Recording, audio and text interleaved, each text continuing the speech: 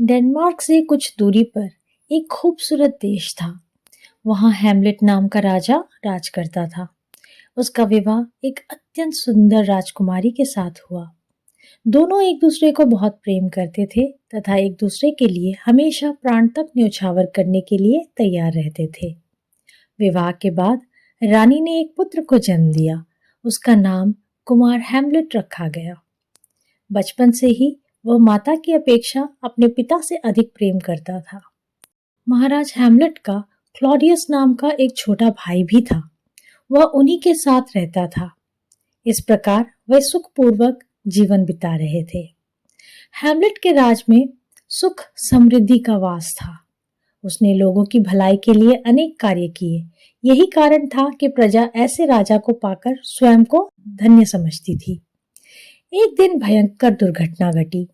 राजा Hamlet स्वर्ग सिधार गए। उनकी मृत्यु के बारे में क्लॉडियस के अतिरिक्त कोई नहीं जानता था। आंखों में आंसू भरकर उसने भारी मन से घोषणा की कि एक जहरीले सर्प के काटने से महाराज हैमलेट काल का ग्रास बन गए हैं। हैमलेट की मृत्यु का समाचार प्रजा पर कड़कती बिजली बनकर गिरा। प्रजा अपने राजा हैमलेट को बहुत प्यार करती थी। यह समाचार उन्हें दुख के गहरे सागर में डुबो दिया। सारे राज्य में शोक की लहर दौड़ गई। इस घटना का सबसे बुरा असर राजकुमार हैमलेट पर पड़ा। वह अपने पिता से बहुत स्नेह करता था। उसका अधिकांश समय उन्हीं के साथ व्यतीत होता था। उसका नन्हा दिल पिता की मृत्यु से बिल्कुल टूट गया। उसकी आंखों में निरंतर आंसू रहते। उसकी भूख, प्यास और नींद समाप्त हो चुकी थी। किसी तरह समझा बुझाकर उसे सुलाया जाता, परंतु आधी रात के समय पिता को पुकारते हुए वो बिस्तर से उठ बैठता। उसके बाद सारी रात करवटें बदलते या रोते गुजार देता। इसी प्रकार 2 महीने बीत गए, लेकिन अब भी उसके दिलो दिमाग पर पिता का छाप ताजा था। एक पल के लिए वह पिता को भूला नहीं था। वो उनके कक्ष में जाकर घंटों रोया करता था। अभी वह स्वयं को संभाल भी नहीं पाया था कि एक दिन एक समाचार सुनकर वह आश्चर्यचकित रह गया। उसे अपने कानों पर विश्वास नहीं हुआ। जिस मां ने जीवित रहते उसके पिता को अथाह प्यार दिया, जो उनके लिए सब कुछ न्योछावर करने को तत्पर रहती थी, उसी ने उसके चाचा क्लॉडियस के साथ विवाह कर लिया था। इस बारे में उसने उसे कुछ बताना उचित नहीं समझा था। सारा कार्य बड़े गुप्त ढंग से संपन्न हुआ। वह विवाह किसी भी प्रकार से उपयुक्त नहीं कहा जा सकता था। जहां रानी सुंदरता की मूर्ति थी, वहीं क्लॉडियस बहुत काला, भद्दा और असामान्य कदकाठी का इंसान था। ढूंढने पर भी उसमें कोई गुण नजर नहीं आता था। स्पष्ट शब्दों में कहा जाए तो वह किसी भी तरह से रानी और राज सिंहासन के योग्य नहीं था। परंतु यह बात केवल हैमलेट समझता था। रानी ने तो इस ओर अपनी आंखें मूंद रखी थी। रानी ने इस विवाह के लिए बहुत जल्दी अपनी स्वीकृति दे दी थी। यही बात हैमलेट को सबसे अधिक चुभती थी। उसके पिता को गुजरे अभी 2 महीने ही हुए थे और उसकी मां ने दूसरा विवाह कर लिया था। पति के लिए उसकी मां के मन में जो प्रेम था, जो समर्पण भाव था, वह इतनी जल्दी कहाँ लुप्त हो गया। इस बात ने हैमलेट को चिंता में डाल दिया था। एक दिन हैमलेट अपने कक्ष में बैठा पिछले कुछ महीनों में घटित घटनाओं के बारे में सोच रहा था। तभी एकाएक उसके मस्तिष्क में एक विचार कौंधा। इस विवाह के पीछे कहीं कोई षड्यंत्र तो नहीं है? उसने पुनः सभी कड़ियों को जोड़ा और सिलसिलेवार सोचने लगा। पहले जहरीले सर्प के काटने पर मेरे पिता की मृत्यु हुई, परंतु इसके बारे में केवल क्लॉडियस को पता था। फिर कुछ दिनों बाद उन्होंने और मेरी मां ने विवाह कर लिया। कहीं ऐसा तो नहीं कि मेरे पिता के मृत्यु के पीछे इन दोनों का हाथ हो? कहीं इन्होंने ही तो सर्प बनकर उन्हें नहीं डस लिया? राज सिंहासन का लोभ अच्छों को बुरा काम करने के लिए विवश कर देता है। अवश्य इन्होंने लोभ में आकर मेरे पिता को मरवा दिया और अब वे राज्य को हथिया लेना चाहते हैं। हैमलेट जितना सोचता उतना ही विचारों की गुत्थियों में उलझता जाता। अधिक सोचने के कारण दिन ब दिन उसका स्वास्थ्य गिरने लगा। शरीर सूख कर कांटे की तरह हो गया, चेहरा पीला पड़ गया, आंखें अंदर की ओर धंस गईं। लोग उसकी हंसी सुनने को तरस गए। उसके स्थान पर अब वह अत्यंत गंभीर और खोया खोया सा दिखाई देता था। एक दिन वह महल के शाही बाग में टहल रहा था कि तभी एक पहरेदार आया और डरते डरते बोला, राजकुमार, कुछ दिनों से मैं महाराज को महल में देख रहा हूँ। अवश्य वह उनकी आत्मा है जो 3 दिन से दिखाई दे रही है। यद्यपि उन्होंने किसी को कुछ नहीं कहा, परंतु उनकी चाल ढाल से लगता है कि वे किसी को ढूंढ रहे हैं। ये बात हैमलेट के लिए किसी आश्चर्य से कम नहीं था। उसके पिता की आत्मा अभी महल में उपस्थित है, ये जानकर उसे बड़ी प्रसन्नता हुई। वहीं वह सोच में पड़ गया। धीरे धीरे उसे विश्वास हो गया कि हो न हो महाराज उसे ही ढूंढ रहे हैं। अवश्य वे उससे कुछ कहना चाहते हैं। अंततः राजकुमार ने पिता से मिलने का निश्चय कर लिया। उसी रात वह पहरेदारों के साथ उस स्थान पर जा बैठा जहां उसके पिता की आत्मा को भटकते हुए देखा गया था। उसने इस बारे में किसी को कुछ नहीं बताया। आधी रात का समय था। राजकुमार की आंखों से नींद कोसों दूर थी। तभी एक पहरेदार पास आकर धीरे से बोला, वो देखिए राजकुमार, चबूतरे पर महाराज की आत्मा। राजकुमार ने जल्दी से चबूतरे की ओर देखा। राजसी पोशाक पहने एक छाया धीरे धीरे चलती हुई उसकी ओर आ रही थी। चाल ढाल और वस्त्रों से राजकुमार पहचान गया कि वह उसके पिता ही है। उन्होंने वही पोशाक पहन रखी थी जो मृत्यु के समय उनके शरीर पर थी। चांद की रोशनी में वे उसे स्पष्ट नजर आ रहे थे। वह पिताजी कहकर तेजी से उनकी ओर लपका। पहरेदारों ने उसे रोकने की बहुत कोशिश की, लेकिन वह स्वयं को छुड़वाकर उस ओर बढ़ गया। जब दोनों के बीच कुछ कदमों की दूरी रह गई, तब वह छाया ने उसे एक एकांत कोने की ओर चलने का संकेत किया। एक पल के लिए हैमलेट का चेहरा पसीने से भीग उठा। वह सोचने लगा, कहीं वह कोई और प्रेतात्मा तो नहीं जो उनके पिता के वेश में यहाँ घूम रही है। कहीं वो उसका अहित ना कर दे। वो जहां का तहां रुक गया। तभी उसकी अंतरात्मा बोली, राजकुमार, व्यर्थ का संदेह मत करो। इनसे भयभीत होने की कोई आवश्यकता नहीं है। ये तुम्हारे पिता ही हैं। राजकुमार के मन का भय समाप्त हो गया और वह छाया के साथ एक कोने में पहुंचा। छाया ने नजरें उठाकर इधर उधर देखा। दूर दूर तक कोई नहीं था जो उनकी बात सुन सके। आश्वस्त हो जाने के बाद छाया ने मुख से पहला शब्द निकाला, कुमार, मेरे बेटे। एक लंबे अरसे के बाद अपने पिता की स्नेह युक्त आवाज सुनकर राजकुमार की आंखों में आंसू उमड़ आए।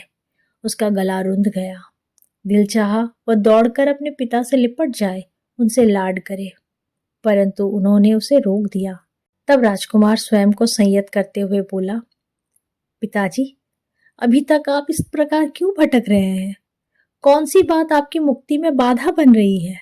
क्यों आपकी आत्मा बेचैन है? मुझे सब कुछ स्पष्ट रूप में बताइए। छाया धीरे से बोला, पुत्र, इन सब का एक ही कारण है और वह कारण है मेरी रहस्यमयी हत्या। हत्या? ये क्या कह रहे हैं आप पिताजी? चाचा जी ने तो कहा था कि आपकी मृत्यु सर्प के काटने से हुई थी। राजकुमार ने आश्चर्य में भरकर पूछा। कुमार, मेरी मृत्यु सर्प के काटने से नहीं हुई, मेरी हत्या हुई है। तुम्हें यही बात बताने के लिए अब तक मेरी आत्मा भटक रही थी। आज इस रहस्य से पर्दा उठाकर मेरी आत्मा को शांति मिलेगी। छाया शांत स्वर में बोली, परंतु आपकी हत्या कौन कर सकता है? किसने यह नीच काम किया है? आप मुझे बताइए। उस दुष्ट को मैं स्वयं अपने हाथों से दंडित करूंगा। राजकुमार उत्तेजित होते हुए बोला, शांत हो जाओ कुमार, यह कार्य आवेश में आकर करने का नहीं है। तुम मन को शांत करके धैर्य पूर्वक मेरी बात सुनो। राजकुमार कुछ देर तक आंखें बंद करके स्वयं को शांत करता रहा। फिर उसने पिता से सारी बात बताने के लिए कहा। तब छाया सत्य से पर्दा हटाते हुए बोली, कुमार, मेरी हत्या करने वाला कोई और नहीं, मेरा अपना ही भाई है। हाँ, मेरी हत्या क्लॉडियस ने की है। जिस दिन मेरी मृत्यु हुई उस दिन मैं सभी दैनिक कार्य निपटाकर शाही बाग में विश्राम कर रहा था। ठंडी हवाओं के कारण मुझे नींद आ गई। उस समय कोई भी मेरे आसपास नहीं था। अफसर उचित जानकर क्लॉडियस वहां आया और मेरे कानों में विषैले द्रव्य की 2 बूंदें डाल दी। उस द्रव्य के प्रभाव से मेरी सारी नसें जल उठी और मेरा दिल जोर जोर से धड़कने के बाद शांत हो गया। इस तरह उसने सब कुछ छीनकर भटकने के लिए मुझे इस लोक में धकेल दिया। कुमार, यदि मुझसे प्यार है तो प्रतिज्ञा करो, तुम क्लॉडियस से मेरी मृत्यु का प्रतिशोध अवश्य लोगे। तभी मेरी आत्मा को शांति और मुक्ति मिलेगी, अन्यथा मैं युगों युगों तक इसी प्रकार भटकता रहूंगा। राजकुमार को पहले से ही क्लॉडियस पर शक था। पिता की बात ने उसके शक को यकीन में बदल दिया था। वो प्रतिज्ञा करते हुए बोला, पिताजी, क्लॉडियस ने आपको मुझसे छीना है। मैं उससे आपकी हत्या का प्रतिशोध लेकर रहूंगा। जब तक मैं प्रतिशोध नहीं लूंगा तब तक मैं चैन से नहीं बैठूंगा। लेकिन एक बात का ध्यान रखना कुमार, तुम अपनी माता को क्षमा कर देना। उसने जाने अनजाने जो पाप किया है उसका फल उसे स्वयं ईश्वर प्रदान करेंगे। इसके बाद छाया वहां से अदृश्य हो गई। हैमलेट ने बेचैन होकर पिता को पुकारा, परंतु कोई प्रत्युत्तर नहीं मिला। अंततः वह सिर झुकाए कक्ष में लौट आया। हैमलेट ने जो प्रतिज्ञा की थी वह उसे जल्दी से जल्दी पूरा कर लेना चाहता था, जिससे उसके पिता की आत्मा को शांति मिल सके। लेकिन ऐसे कार्य में जल्दबाजी उसकी असफलता का कारण भी बन सकती थी। इसलिए उसने योजनाबद्ध तरीके से इस कार्य को पूरा करने का निश्चय किया। हैमलेट अत्यंत सरल और सीधे स्वभाव का था। किसी की हत्या का षड्यंत्र रचना तो दूर, वह किसी को बुरा भला भी नहीं कह सकता था। इसके अतिरिक्त क्लॉडियस के गुप्तचरों की भी उस पर कड़ी नजर थी। हैमलेट सतर्क था, इसलिए गुप्तचरों की निगरानी की बात जानता था। उसे सबसे पहले इस निगरानी से छुटकारा पाना था, तभी वह कोई योजना बना सकता था। अतः उसने एक चाल चली और पागलों की तरह व्यवहार करने लगा। उसने ऐसा अभिनय किया कि उसकी चाल ढाल, व्यवहार और हरकतों को देखकर सभी को उसके पागल होने का विश्वास हो गया। क्लॉडियस को उससे कोई खतरा नहीं रहा। उसे चुनौती देने वाला पागल हो चुका था। इस विचार ने उसे राजकुमार की ओर से लापरवाह बना दिया। इसी के चलते उसने गुप्तचरों को भी निगरानी से हटा दिया। दरबार में एक वजीर था जिसकी ओफेलिया नाम की एक पुत्री थी। राजकुमार उसे बहुत प्रेम करता था, परंतु ओफेलिया उससे दूर दूर रहती थी। सभी ने सोचा कि शायद प्यार में मिली असफलता ने ही राजकुमार के होशो हवास छीन लिए। यह बात हैमलेट के लिए मददगार सिद्ध हो सकती थी। उसने इसका लाभ उठाने का निश्चय कर उसी समय ओफेलिया के नाम एक पत्र लिखा। पत्र की भाषा बहुत ही उलझी हुई और अटपटी सी थी। किसी के लिए भी उसे समझना बहुत मुश्किल था। फिर भी उसका सार केवल इतना था कि वह ओफेलिया से बहुत प्रेम करता था और उसी के कारण उसका यह हाल हुआ है। ओफेलिया ने यह पत्र पिता को और उसने क्लॉडियस को दिखाया। उसका रहा सहा संदेह भी जाता रहा। उसने राजकुमार को पूरी तरह से स्वतंत्र कर दिया। अब वह कहीं भी बेरोक टोक आ जा सकता था। हैमलेट ने जैसा सोचा था उसमें वह पूरी तरह से सफल रहा। अब उसने योजना बनाकर क्लॉडियस के विरुद्ध षड्यंत्र रचना आरंभ कर दिया। उन्हीं दिनों नगर में एक नाटक मंडली आई हुई थी। वो प्रतिदिन जिस नाटक का मंचन करती थी उसमें एक राजा की हत्या के षड्यंत्र के बारे में दिखाया जाता था। यह दृश्य इतना स्वाभाविक और वास्तविकता के पास प्रतीत होता था कि दर्शकों की आंखें भर आती, उनका मन दुखी हो जाता। यह नाटक बड़ा लोकप्रिय हुआ। राजकुमार हैमलेट ने भी एक बार यह नाटक देखा था। उसे देखकर उसे अपने पिता की मृत्यु का दृश्य याद आ गया। तभी उसे एक विचार सूझा। उसने सोचा, नाटक मंडली के साथ मिलकर राजा की मृत्यु के दृश्य में फेरबदल कर दिया जाए और उसे देखने के लिए क्लॉडियस को आमंत्रित किया जाए। यदि अपने पाप को लेकर उसके मन में जरा भी पश्चाताप हुआ तो उसके हाव भाव ही उसके गुनाह को प्रकट कर देंगे। ये सोचकर उसने नाटक मंडली के सदस्यों को महल में आमंत्रित किया और उनके समक्ष एक प्रस्ताव रखते हुए बोला, मैंने एक नाटक लिखा है। मेरी इच्छा है कि आपकी मंडली के अनुभवी कलाकार उसका मंचन करें। इसके लिए आपको उचित पारिश्रमिक भी दिया जाएगा। मगर आपके लिखे नाटक में काम करके हम स्वयं को धन्य समझेंगे, लेकिन क्या हम नाटक की कथा संक्षेप में सुन सकते हैं? इससे हमें नाटक को समझने में आसानी रहेगी। नाटक मंडली के प्रमुख ने प्रसन्न होकर पूछा। राजकुमार नाटक की कथा सुनाते हुए बोला, यह नाटक गुंजाक नामक राजा की कहानी है। गुंजाक वियना नगरी का राजा था। वह अपनी रानी बैप्टिस्टा को बहुत प्रेम करता था। रानी भी उसे दिलो जान से चाहती थी। राजा का लोशियन नाम का चचेरा भाई था। एक दिन गुंजाक शाही बाग में सो रहा था। उस समय लोशियन ने उसके कान में विषैले द्रव्य की कुछ बूंदें डाल दी। इसके फलस्वरूप राजा की जान चली गई। फिर लोशियन ने बैप्टिस्टा से विवाह कर लिया और उस नगरी का राजा बन बैठा। हैमलेट की यह कहानी क्लॉडियस के पाप कर्म पर आधारित थी। बस बदले थे तो केवल पात्रों के नाम। नाटक मंडली को कहानी अच्छी लगी और उन्होंने उसमें काम करना स्वीकार कर लिया। निश्चित समय पर नाटक का मंचन हुआ। उसे देखने के लिए क्लॉडियस और रानी को विशेष रूप से आमंत्रित किया गया। नाटक के आरंभ में रानी बैप्टिस्टा पति के सामने अपने प्यार की कस्में खा रही थी। ये दृश्य देखकर रानी के चेहरे का रंग उड़ गया। वह पसीने से तरबतर हो गई। अगले दृश्य में राजा को एक बाग में विश्राम करते दिखाया गया। दूसरी ओर से लोशियन विषैले द्रव्य की शीशी लेकर बाग में दाखिल हुआ। उसने सोते हुए राजा के कान में विष की कुछ बूंदें डाल दी। अब चौंकने की बारी क्लॉडियस की थी। उसका दिल जोर जोर से धड़कने लगा। जिस पाप को वह छिपा हुआ रहस्य समझ रहा था, सामने मंच पर उसका खुले तौर पर मंचन हो रहा था। उसकी सांसें थमने लगी। दिल सीना फाड़कर बाहर आने के लिए बेताब हो उठा। वहां और अधिक देर तक बैठना उसके लिए असंभव हो गया। अतः तबीयत खराब होने का बहाना बनाकर वह रानी सहित वहां से चला गया। इस नाटक के मंचन के पीछे हैमलेट का जो उद्देश्य था वह पूरा हो चुका था। वह एक कोने में बैठा सब देख रहा था। उसके पास ही उसका एक विश्वसनीय मित्र बैठा था। दोनों ने क्लॉडिया रानी के चेहरों के उड़ते हुए रंग को देखा था। बार बार घबराकर एक दूसरे को देखना और माथे से पसीना पोंछना भी उनसे छिपा नहीं था। जब वे दोनों नाटक छोड़कर जा रहे थे, तब हैमलेट ने मित्र से कहा, मित्र, क्लॉडियस की बेचैनी उसके अंदर के चोर को उजागर कर रही है। इसमें कोई शक नहीं रहा कि उसने ही मेरे पिता की हत्या की है।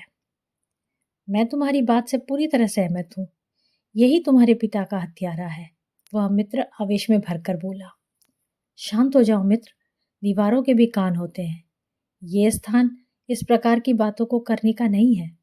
हम इस विषय में बाद में बात करेंगे।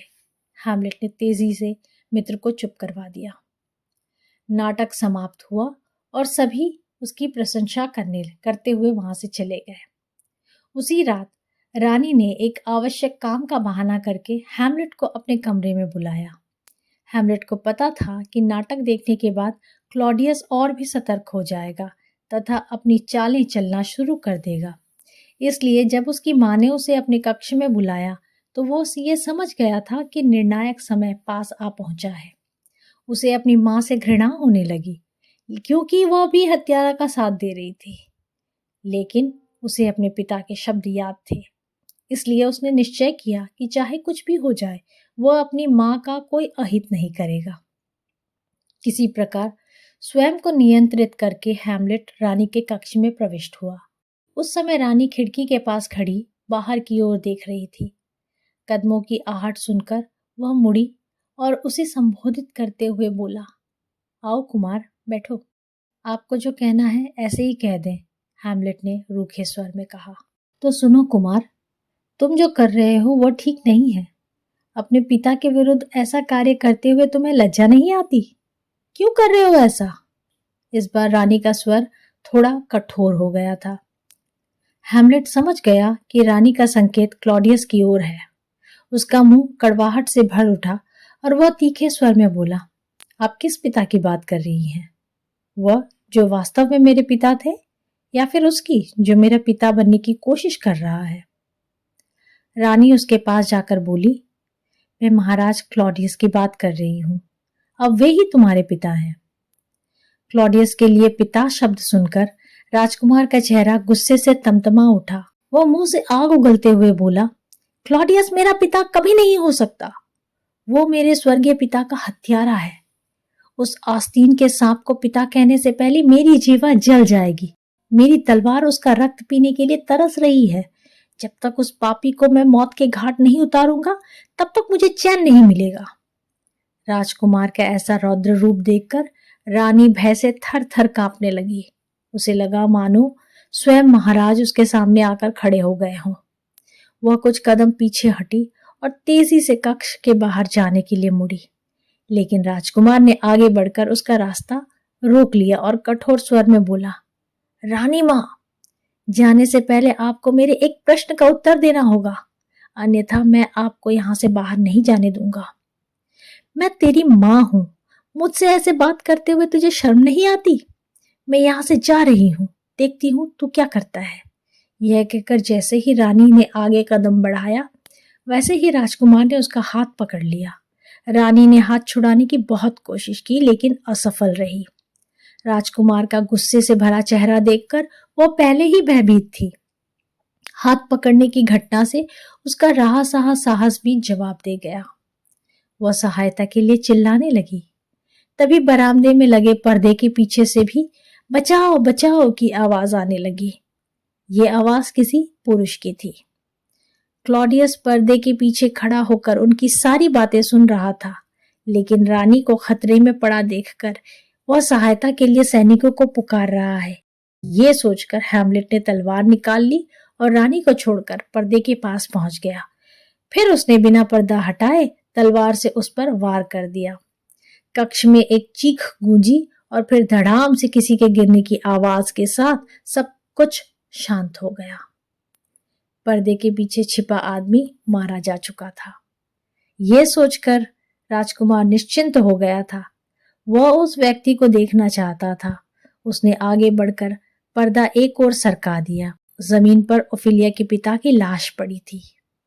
वह क्लॉडियस का विश्वास पात्र था और उसी के कहने पर वहां छिपकर उनकी बातें सुन रहा था। राजकुमार के मुंह से अफसोस भरी आह निकली। अनजाने में मैंने इनकी हत्या कर दी। इसके लिए ओफिलिया मुझे कभी माफ नहीं करेगी। इसके बाद हैमलेट रानी की ओर मुड़ा। उसके हाथ में खून सनी तलवार देखकर रानी की सांसें उखड़ने लगी। हालत ऐसी हो गई मानो उसके प्राण निकलने वाले हों। हैमलेट ने तलवार नीचे कर ली और रानी के कंधों पर हाथ रखकर स्नेह भरे स्वर में बोला, मां, तुम्हें मुझसे डरने की कोई आवश्यकता नहीं है। मैं तुम्हारा पुत्र हूं। मैंने तुम्हारे अंश से जन्म लिया है। आज भी मैं तुम्हारा उतना ही सम्मान करता हूं जितना पहले करता था। परंतु मां, यह सच है कि क्लॉडियस ने महाराज की हत्या की है। उसके हाथ महाराज के खून से रंगे हुए हैं। उसने सिंहासन पर अधिकार करने के लिए ही आपसे विवाह किया है। उस जैसे पापी और नीच का साथ देकर आप अपने वंश को कलंकित कर रही हैं। राजकुमार की बातें सुनकर रानी की नजरें शर्म से झुक गईं। उसके पास कहने को कुछ भी नहीं बचा था। हैमलेट ने माता का चेहरा ऊपर उठाया और दीवार पर टंगी महाराज की तस्वीर की ओर संकेत करते हुए बोला, देखो मां, पिताजी हमारी ओर कितनी उम्मीद भरी नजरों से देख रहे हैं। वे अपने हत्यारे से प्रतिशोध चाहते हैं। वे चाहते हैं कि हम एक साथ क्लॉडियस को उसके किए की सजा दें। इस काम में आप मेरी सहायता करेंगी? हैमलेट के मुंह से यह स्नेहपूर्ण शब्द सुनकर रानी की आंखों में आंसू भर गए। उसके मन में ममता की सागरें हिल्लोरें लेने लगी।